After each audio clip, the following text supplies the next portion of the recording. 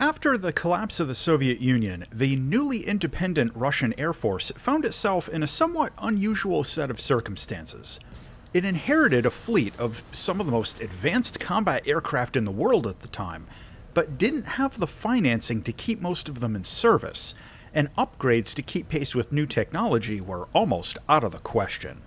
It wasn't until the early 2000s that serious programs to update the Su-27 family of jets were finally financially possible, and considering the level of advancement in computer technology during the 1980s and 90s, some of these new models and upgrade programs were able to add dramatic upgrades into the basic Su-27 design. The SM program began in 2004 as the first major post-Soviet model of the Su-27 to enter widespread service. The new version provided significant upgrades to the avionics package, allowing baseline Su-27SM fighters to perform precision ground strike attack missions in addition to its traditional air superiority role. It was compatible with almost every air-launched weapon in the Russian arsenal, including various air-to-ground guided missiles, and the new R-77 air-to-air missile, which itself had seen over a decade of delays. The Russian Air Force classified these new jets as 4th Generation Plus, and this line of upgrades eventually formed the basis of the Su-35. The Su-27SM designation itself can be somewhat misleading, as some batches of fighters received slightly different upgrades. A few dozen got new engines, one small production block got a full glass cockpit, and another block got even more modern radar sets, even though they all still carry the SM version identifier in actual service. The Su-27 jets in the SM series continue serving the Russian Air Force to this day and are expected to remain flying until potentially past 2035. What we get in War Thunder is the Su-27SM, a jet fighter in rank 8 of the Soviet tech tree at battle rating 13.7 for air, 12.7 for ground. This jet has a fully featured ballistics computer, an EEGS, and the SPO L-150 radar warning receiver. This is a good upgrade over the earlier SPO-15 sets, and it gives the jet a fully modern radar warning receiver. The radar set is the N001 VEP. This set has a full selection of advanced radar modes, but it doesn't get any custom scan angles, and its actual target tracking tends to be a little sloppy compared to other top-tier radar sets. Plus, its track while scan mode in particular likes to slide around a bit, and it falls off targets pretty easily. This set supports up to 2 simultaneous data links. The loadouts on this jet are a step up from the regular Su-27 and include TV-guided air-to-ground weapons in addition to missiles, bombs, and rocket pods across 10 hardpoints. The basic dogfight missile is the R-73 that you've seen before, with insane high off-bore sight performance and infrared countermeasures. You can also take all 4 versions of the R-27, and it's worth mentioning that the R-27ER is still an absolutely viable weapon up at the current top tier. Now, the top-end missile you get is the R-77. This is an active radar missile with inertial tracking and data link support. The R-77 doesn't have a sustainer, but its booster phase lasts for 6 seconds, and it's capable of insane 50G turns. For air-to-ground weapons, the SM gets the KH-29TD missile, which uses TV guidance, has pretty good range, moving target tracking, and a strong HE warhead. For bombs, it gets both the CAB-500KR and the new CAB-1500KR. Both of these are TV-guided bombs, but the CAB-1500 is chunky, and you can only take one of them mounted on the center line. In terms of its flight performance, the 27SM flies basically the same as the regular Su-27 before it in the tech tree. It's got strong engine performance, a good rate of climb, a high top speed, even at low altitude, and outstanding agility at medium speeds if your fuel isn't topped off. Now that brings us to a couple of issues. You can't take drop tanks, so you can't do that tactic where you load 20 minutes of fuel and drop tanks, then ditch the tanks if you get into close combat. You have to use regular fuel burn in order to manage your combat weight, which isn't really a problem, but it's a flexibility tactic that other jets get that you don't. The flanker is also, as always, a very heavy jet to begin with, and if you actually abuse its insane agility, especially with full realistic controls, you're going to pay for that with energy retention.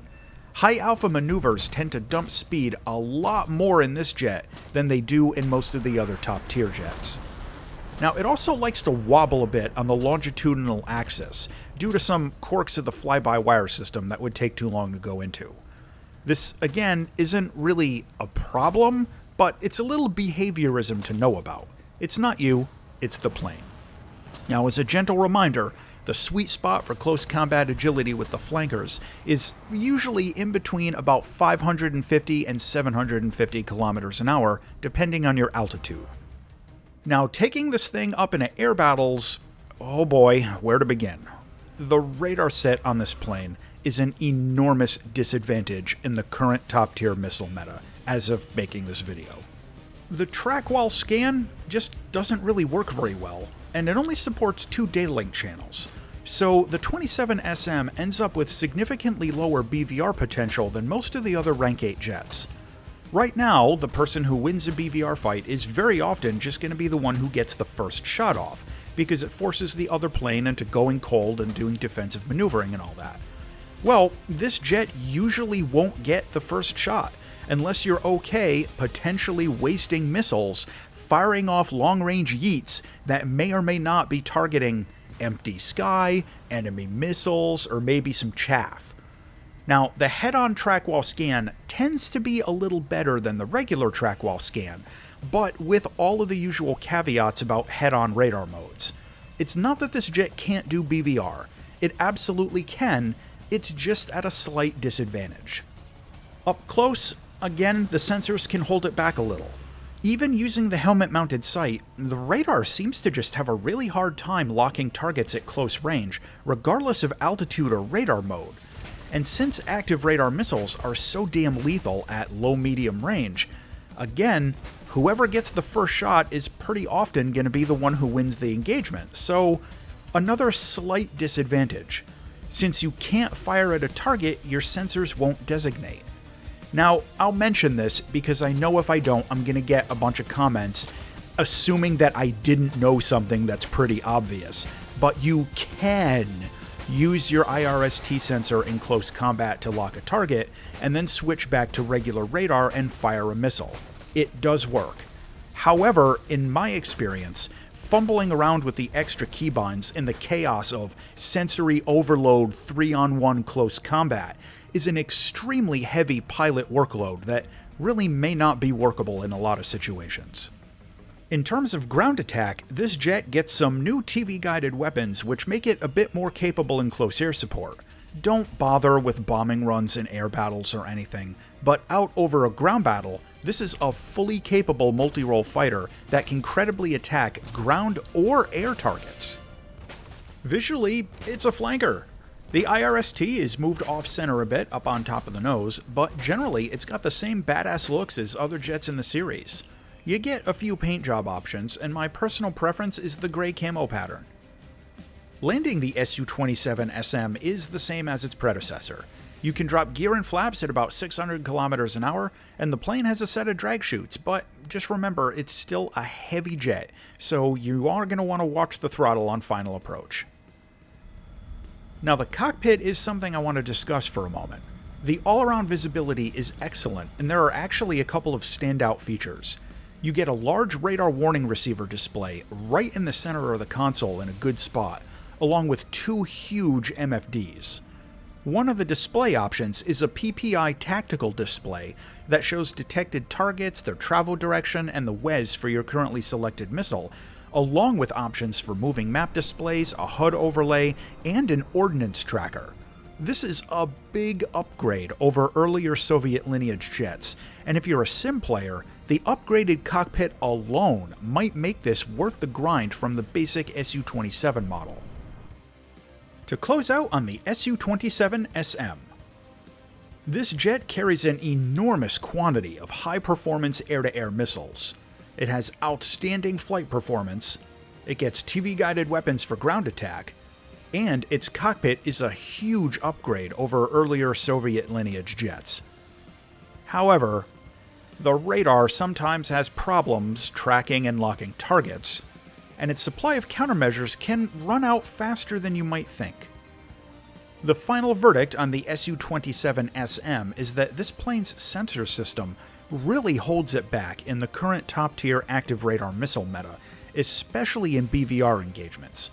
I had a much harder time with this jet in medium to long-range fights than any of the other Rank 8 jets I've flown so far, but it can still be absolutely deadly in shorter range engagements. As always, thanks for watching, and if you enjoyed this video, check out this other one.